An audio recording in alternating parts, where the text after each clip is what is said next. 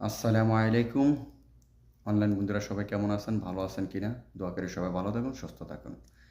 আসলে আমরা খাবারের কারণে আমাদের শরীর অসুস্থ হয়ে যায়। আমাদের খাবার আমরা ঠিকমতো ভালোভাবে খেতে পারি না। আর যাই খাই আমরা ভেজাল খাই। এজন্য আমাদের সমস্যা বেশি। তো যাক আলহামদুলিল্লাহ এই যে আরব কান্ট্রির ভিতরে এটাকে বলে গিস্তা। যারা প্রবাসী আছে, যারা মনে করেন সকালে নাস্তা খেতে এই জিনিসটা খান রুটির সাথে। তো এটা শরীরের জন্য অনেক উপকারিতা। তো আসলে আমরা বাংলাদেশে দেখা যায় যে খাবারগুলা খাই আসলে সব তৈলাক্ত জিনিস। ওগুলা খেলে শরীরের জন্য অনেক ক্ষতিকর।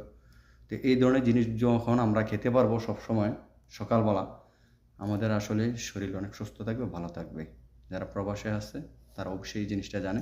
বিশেষ করে আরব কান্ট্রির মানুষ এই জিনিসটা সকালবেলা দিয়ে নাস্তা করার চেষ্টা করে। এটার সাথে আরও অনেক কিছু আছে। ওগুলো নিয়ে নাস্তা করে। জৈতুন আছে, আরও ভ্যারাইটিস আরও অনেক কিছু আছে। আসলে সব নামে এখন বলতে পারতেছি না, দেখলে বলা যায়। তো যাক সবাই শরীর সুস্থ রাখার চেষ্টা করবেন, ভালো রাখার চেষ্টা করবেন, আর বুঝে শুনে খাওয়ার চেষ্টা করবেন। খারাপ খাবারগুলো কিন্তু খেতে সুস্বাদু লাগে। তো ওইভাবে চিন্তা করে খাবেন যে খাবারগুলা খেলে আপনার শরীরের জন্য ভালো হবে, সুস্বাদু দরকার নাই। আপনার শরীরের জন্য ভালো হবে, আপনি সুন্দরভাবে জীবনযাপন করতে পারবেন। ভালো থাকুন, সুস্থ থাকুন, সেই দোয়াও কামনা রইল। আসসালামু আলাইকুম ওয়া রাহমাতুল্লাহি ওয়া বারাকাতুহু।